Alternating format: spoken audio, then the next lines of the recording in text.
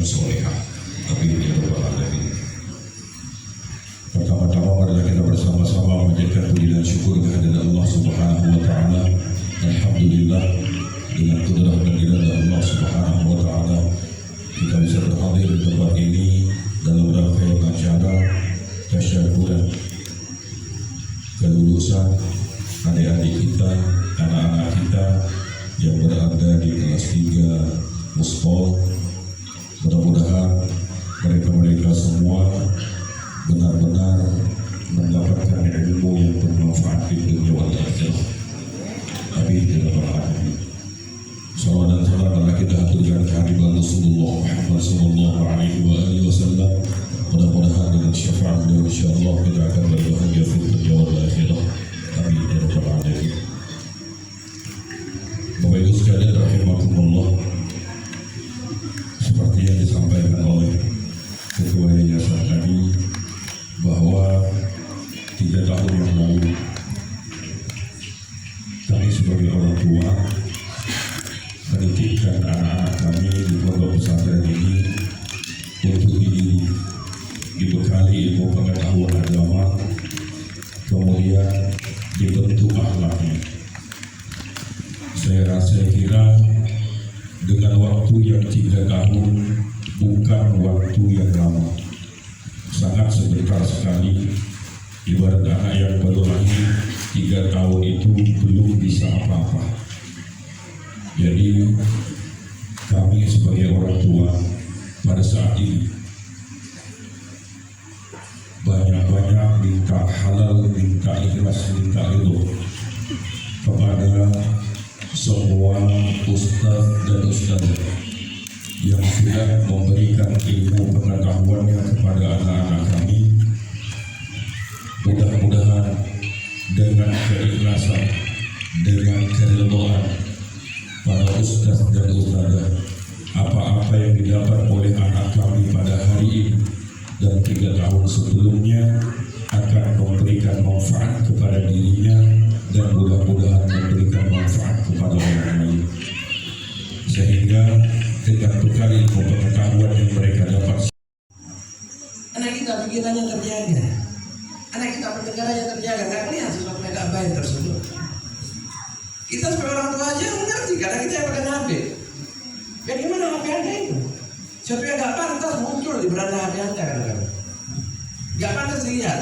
Anda jangan melihatnya apalagi Anda. Itu contoh oleh semuanya. Belum lagi di televisinya, belum lagi pergaulan sosialnya, di tengah kawan-kawannya. Tadi di kamar-kamar Haji Roni banyak anak-anak SD SMP sudah berani merokok, malah mungkin kena narkoba. Ya lebih lanjut, tapi di sini nggak masuk itu narkoba. Jangan merokok aja dilarang. Tidak diinginkan merokok di sini. Patutnya kita berterima kasih pada mereka semua. Mereka menjadikan posisi kita untuk menjadi anak-anak kita. Kewajiban yang seharusnya kepada kita semua. Kita nggak sanggup 24 jam. Pulang ke rumah kita capek. Udah ngurusin toko, dari kantor ngurusin di kantor. Alhamdulillah anak-anak kita terjaga. Sholatnya terjaga, wudunya terjaga, auratnya terjaga, akhlaknya terjaga. Bagaimana tadi yang jalan-jalan ini betul sama ustaznya. Kalau kita di rumah nggak tahu anak kita mau jalan kemana. Ini karena itu pendidikan pesantren ini kita tahu kita wajib menjadi mereka, tapi juga tahu diri atau batasan. Nggak sanggup kita, nggak maksimal kita. Oleh karena itu anak-anak kita yang sudah berhasil lulus Muspol di sini, kalau lanjut nggak masalah, nggak rugi bagi Anda. Bukan Anda akan semakin berkurang di sini. Anaknya nggak mau, anaknya begini ini, anaknya begini. Perhatikan, ada sebuah hadis Nabi mengatakan innamal walad yuladu ala fitrah. Anak itu terlahir dalam badan fitrah, nggak tahu apa itu. Campur tangan orang tua itu mutlak harus bagi seorang anak. Karena anak kita nggak tahu mana yang baik dan buruk. Dia belum ada tanggung jawab, dia belum ada pasangan, dia belum ada anak. Hidupnya maunya enak saja. Tapi kalau ada turun di anak Anda, ingin enak aja, ingin enak aja, ini aja. Enak di sini, enak di sini, enak di rumah, enak di rumah. Bisa main HP, bisa nonton TV. Ya Anda biarkan anak Anda dalam keadaan itu. Rugi Anda di belakangnya. apalagi di masa ini Masya Allah pergaulan remaja di Tegar ini Masya Allah begitu hebatnya. Kami hidup di Wassalamualaikum warahmatullahi wabarakatuh.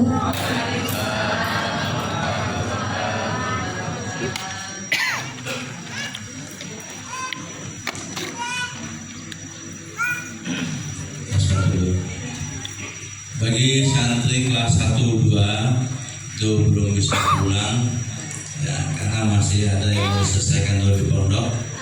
Insyaallah terakhir nanti kalau nggak tanggal 15 tanggal 16 nanti. Kemudian untuk santri kelas 3 atau kelas 9 itu sama-sama wali santrinya nanti bertahan dulu, ada yang ingin disampaikan nantinya. Kalian boleh untuk istirahatnya.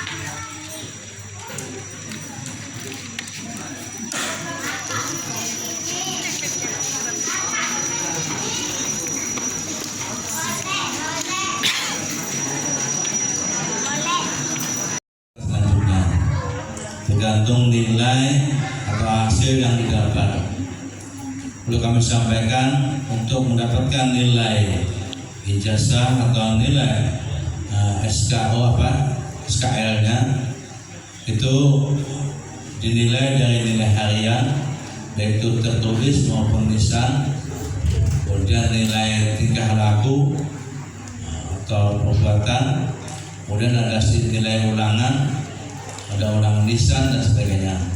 Itu digabungkan, disimpulkan jadi satu nilainya. Ya, alhamdulillah kemarin nilainya udah untuk nilai kemenang atau nasionalnya itu udah selesai saya rekap nilainya. Tinggal penulisan saja lagi. Mengingat ijazah atau belangko ijazah dari Kementerian Agama itu belum berubah. Udah kita semua pondok pesantren se-Indonesia sudah mengusulkan Kemenak, itu diusulkan daftar nama-namanya.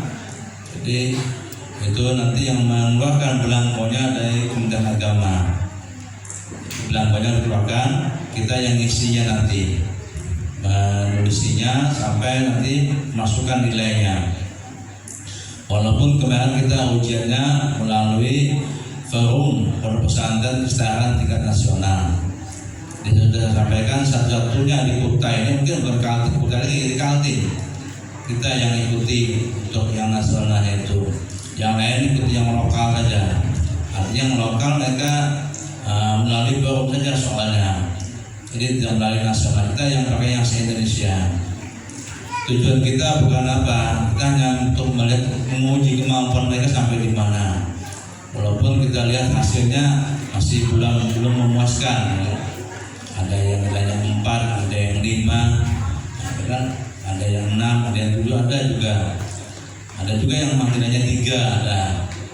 Tapi untuk selanjutnya kami tidak akan menuliskan di ijazah seperti itu. Kalau bahasa dulu namanya katrol ya. Di katrol nilainya akan ditambah. Jadi kalau misalnya nilainya ditambah 1 semua tambah terpakai. Tambah 1, bukan hasil ujian saja, tapi nilai ulangan harian, tugas, lisan maupun tingkah laku yang dinilai. Nah, kemudian untuk ijazah itu dari Kemenak semuanya se-Indonesia, tanggal penulisan tanggal 10 Juni. Itu tanggal 10 Juni penulisannya. Belangkonya juga belum dapat nih, karena semuanya sama, belum diterima. Dengan nilainya, alhamdulillah sudah malam tadi sudah selesai kita rekap, ya, tinggal dimasukkan. Rencana tadi kita print SKL-nya, surat keterangan lulusnya itu kan karena surat keterangan lulus kan hanya tidak ada nilai sih mudah aja. Ini ada nilainya SKL itu, dia ada nilainya. Jadi tadi belum kita print, kita teliti dulu, kita lihat dulu, ya, sampai nanti ada kesalahan itu. Kemudian penulisan ijazah maupun SKL tadi itu nama santri, tempat tanggalnya dan orang tua kami mengikuti data yang ada sebelumnya, itu data SD atau FI. Kami tidak mengikuti yang di KK, ya, atau tidak mengikuti KK kelahiran. Karena nanti ijazah itu mengikuti dari awalnya dia. Jadi misalnya tingkatnya SD, SMP atau MTS atau USTO itu yang diikuti di awalnya. Jadi kalau hasilnya ada kesalahan penulisan itu tinggal melapor saja nanti kalau ada pengisian emisnya. Karena kalau emis dia tidak berpegang pada ijazah, emis berpegangnya kepada kartu keluarga karena dia hubungan dengan Dukcapil. Jadi kalau penulisan ijazah kita menyesuaikan data yang ada di ijazah sebelumnya.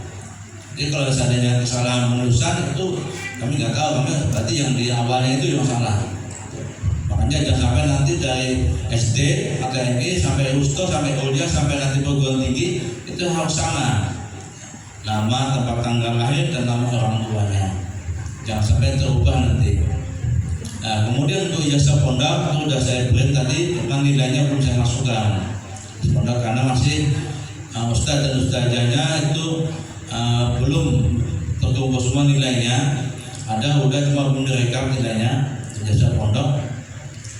Karena ini berbenturan dengan ujian kelas 1, kelas 2